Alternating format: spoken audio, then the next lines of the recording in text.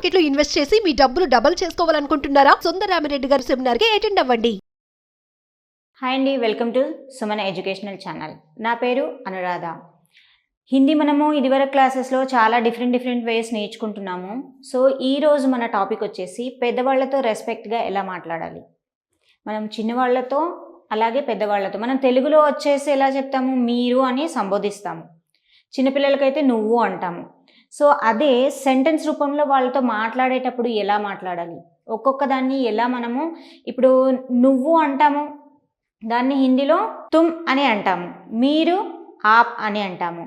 అలాగే తినండి, తాగండి, వినండి, ఇలాంటివి వర్డ్స్ ఉంటాయి. వాటిని మరి వాళ్ళకు రెస్పెక్టివ్గా ఎలా మాట్లాడాలి, ఆ వర్డ్స్ ఏంటి అన్నది మనం ఈరోజు చూస్తున్నాము. ఎందుకంటే పెద్దవాళ్ళతో మనము ఏకవచనంగా సంబోధించలేము కదా. సో వాళ్ళకి కొంచెం రెస్పెక్ట్ ఇచ్చి మాట్లాడాలి. సో వాటిని, ఆ పదాలు ఏంటి, రెస్పెక్టివ్గా వాళ్ళతో మనము మాట్లాడడం ఎలా, ఆ వర్డ్స్ ఏంటి, వాటిని మళ్ళీ సెంటెన్స్లో ఎలా మనం మాట్లాడాలి, సెంటెన్స్ని ఎలా ఫ్రేమ్ చేయాలి అన్నది ఈరోజు మన టాపిక్. సరే చూద్దామా మరి. ఓకే, ఇక్కడ చూడండి. ఆవో అంటే రండి. ఓకే, ఆప్ ఇదర్ ఆయియే, ఇక్కడ మనము ఇది ఏకవచనానికి ప్రయోగిస్తాము. ఓకే, ఆయియే, ఆయియే అని మనము రెస్పెక్టివ్గా మనము ప్రొనౌన్స్ చేస్తాము. ఆప్ ఇదర్ ఆయియే అంటే మీరు ఇక్కడికి రండి అని. ఓకే, ఆప్ ఇదర్ ఆయియే. ఓకే, ఆప్ అంటే మీరు, ఇదర్ అంటే ఇక్కడికి రండి, ఆయియే అంటే రండి. ఓకే, ఆప్ ఇదర్ ఆయియే. అలాగే విను అంటాము. విను అంటే ఏంటి, ఇక్కడ ఏకవచనానికి సునో, సును అంటే విను.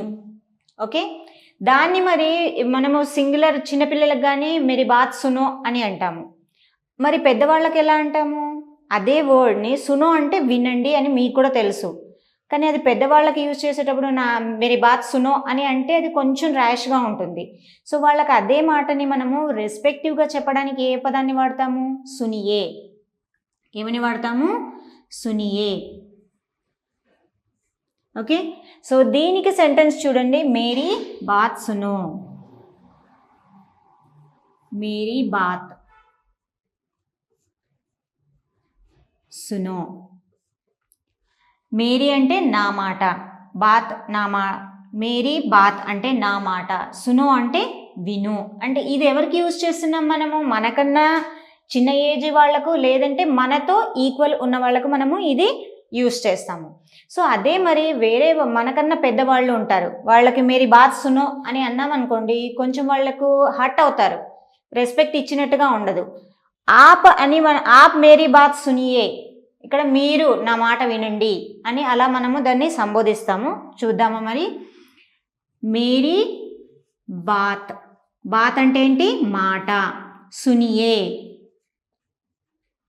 వినండి, సునియే అంటే ఏంటి, వినండి. ఇక్కడ సును అంటే విను, సునియే అంటే వినండి. ఎందుకంటే మనము కొంచెం పెద్దవాళ్ళు కదా, రెస్పెక్ట్ ఇవ్వాలి కనుక మనము ఇక్కడ దీన్ని సునియే అనే వర్డ్ని మనం వాడుతున్నాం. సునియే అని వాడినప్పుడు ఏమొస్తుంది, రెస్పెక్ట్ ఇచ్చినట్టుగా వస్తుంది. లీజియే, లో అంటే ఏంటి, లో అంటే తీసుకో, లో అంటే ఏంటి, తీసుకో. లీజియే, లీజియే అంటే ఏంటి, తీసుకోండి. లీజియే అంటే ఏంటి, తీసుకోండి. సో లో అంటే మన పిల్లలకు మనం చెప్తుంటాం, లో తుమ్ ఏ కితాబ్లో, పానీలో, ఇలా అంటూ ఉంటాము. సో అదే వేరే వాళ్ళు పెద్దవాళ్లకు చెప్పాలంటే ఆ పానీ లీజియే, లీజియే అంటాము. సో ఎందుకు అంటే మనం వాళ్ళ ఏజ్కి రెస్పెక్ట్ ఇవ్వాలి కనుక మనము అలాంటి పదాన్ని మనము వాడుతున్నాము. సో దానికి సెంటెన్స్ చూద్దామా. పానీ లో, పానీలో అంటే ఏంటి, వాటర్ తీసుకో, నీళ్ళు. అదే రెస్పెక్ట్ వేరే పెద్దవాళ్ళకి చెప్పాలంటే పానీ లీజియే, పానీ లీజియే అంటే ఏంటి, నీళ్లు తీసుకోండి. రెండు మనము తెలుగులో ఏంటి, ఇక్కడ తెలుగులో వచ్చేసి కొంచెం తీసుకో, తీసుకోండి. ఎందుకు వాడుతున్నాం మనము? పెద్దవాళ్ళు కనుక మనము వాళ్ళకి మర్యాద ఇవ్వాలి, రెస్పెక్టివ్గా చెప్పాలి అన్న ఒక ఇది కనుక అందుకని మనం లీజియని రెస్పెక్టివ్గా వాడుతున్నాము. సో ఇలాంటి కొన్ని సెంటెన్సెస్ వర్డ్స్ చూద్దాం. ఫస్ట్ దో అంటే ఇవ్వు, దీజియే, దీజియే అంటే ఇవ్వండి. సో ఇక్కడ దీనికి సెంటెన్స్ కితాబ్ దో, బుక్ ఇవ్వు, లేదంటే చాయ్ దో అంటే ఏంటి?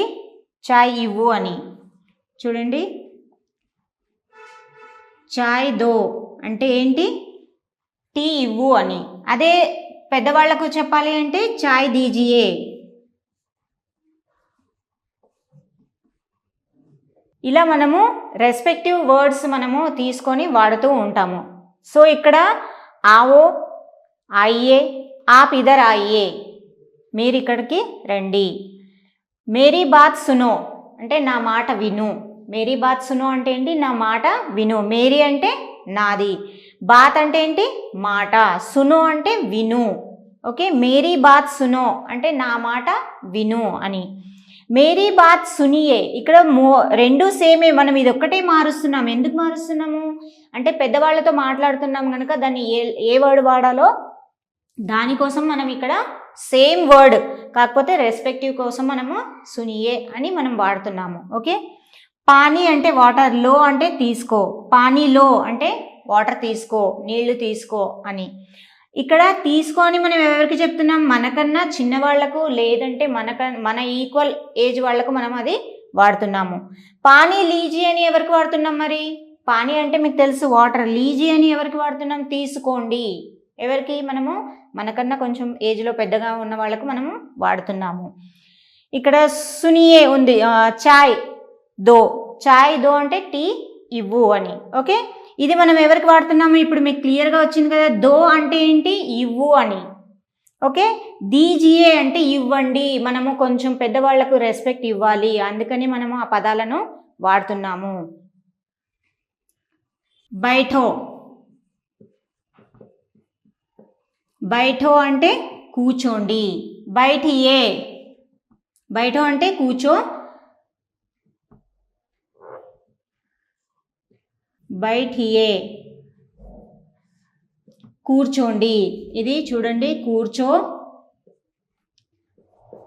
కూర్చోండి. దేఖో అంటే ఏంటి? చూడు, దేఖో చూడు.